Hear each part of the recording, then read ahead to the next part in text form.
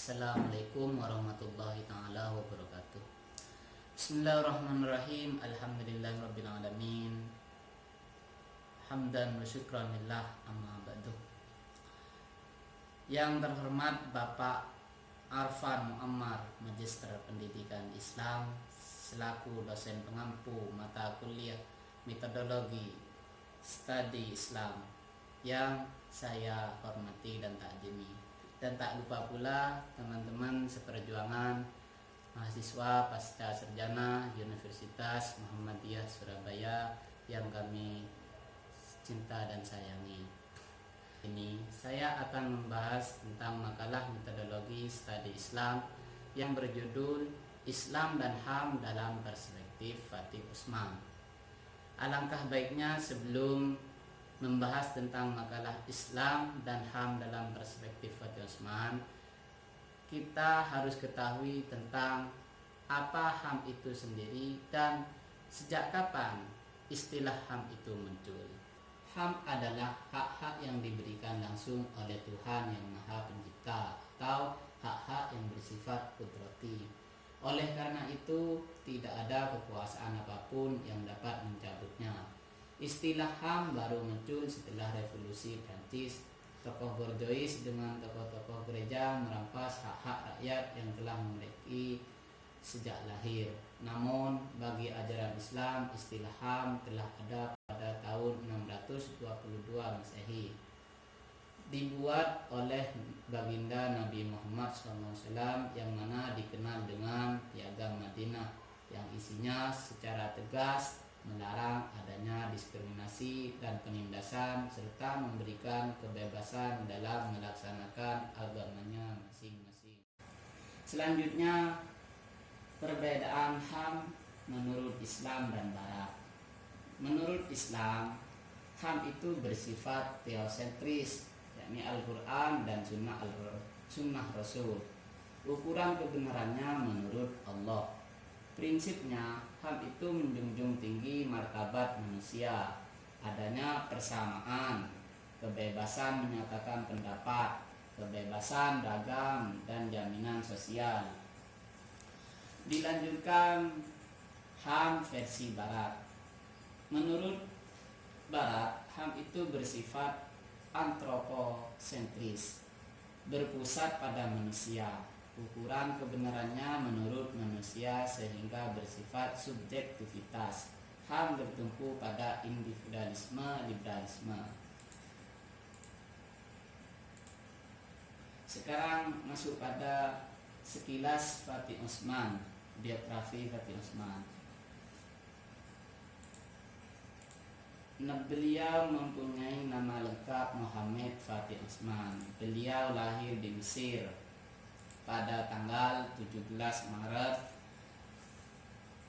tahun 1928 Masehi. Beliau mempunyai agama Islam.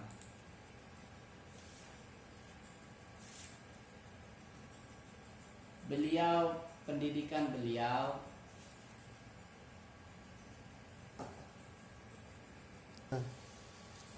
Dr. Usman memperoleh gelar sarjananya dalam hubungan Islam dan Bizantium di Universitas Kairo, Mesir pada tahun 1948 Masehi. Dan beliau mempunyai gelar doktor dalam lembaga-lembaga ekonomi dan keuangan Islam di Universitas Princeton pada tahun 1992 Masehi, yang mendapat gelar penghormatan sebagai perintis reformasi pemikiran Islam di bidang nilai-nilai demokrasi dan hak asasi manusia. Karya beliau diantaranya: pertama, Al-Fikrul Islam wa Tatawwir. Kedua, Hukukul Islam, Hukukul Insan baina Syariatil Islam wal Fikrul Warbi. Adapun riwayat mengajar beliau pernah menjadi dosen di Universitas Oran di Aljazair. Sekarang pindah ke sekilas HAM dalam lembaran sejarah.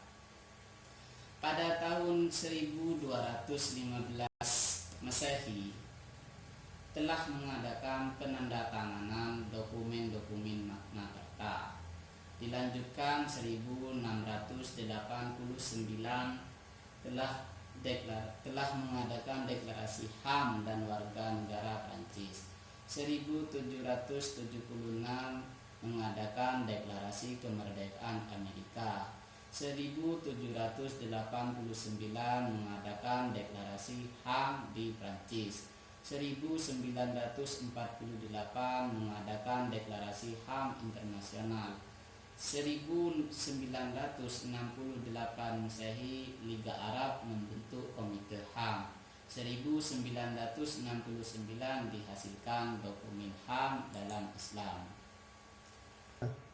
Problematika modernitas HAM, di antaranya pertama sumber hukum utama, dilanjutkan kedua terminologi dan semantik, tiga perubahan, 4 formulasi dan kodifikasi, 5 kesetaraan, terakhir konsep dan strategis praktis.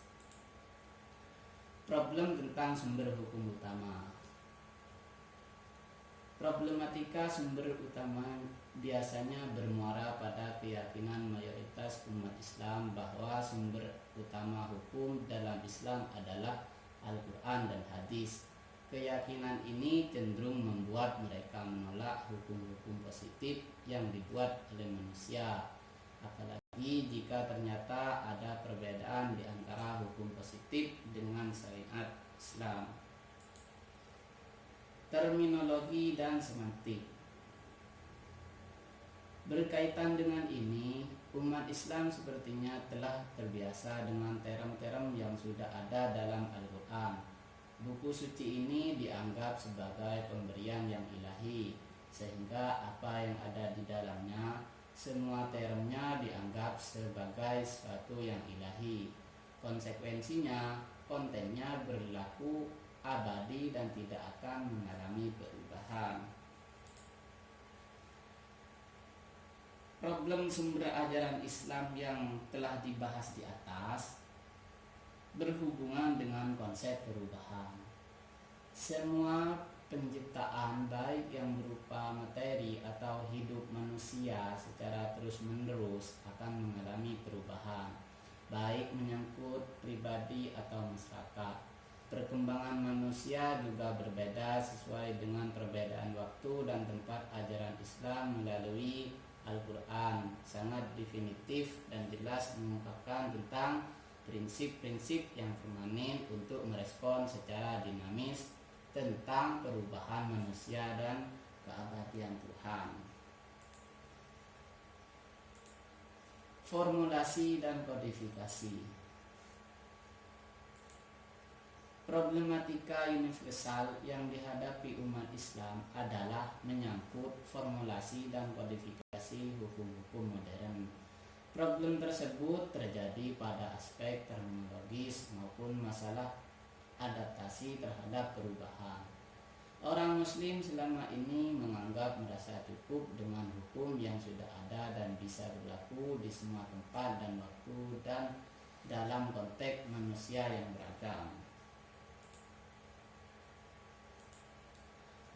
Kesetaraan.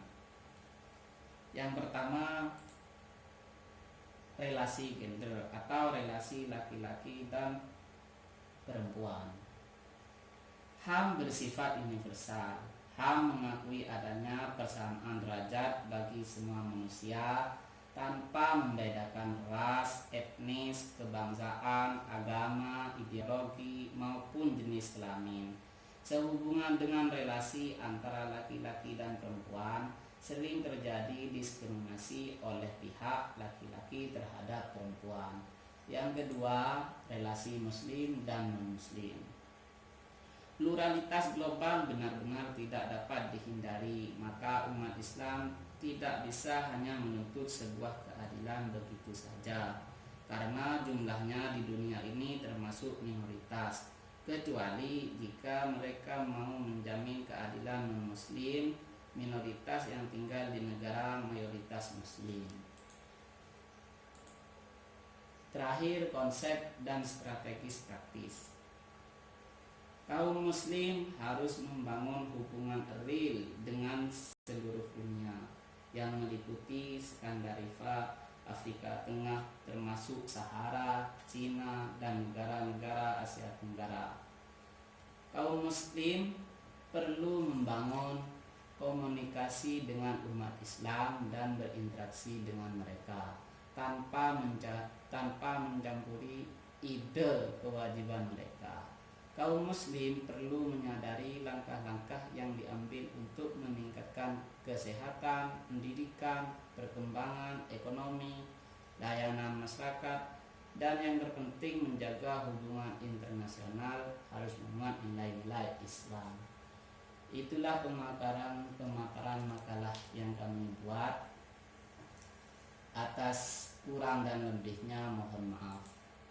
Wabillahi taufiq wal hidayah. Assalamualaikum warahmatullahi taala wabarakatuh.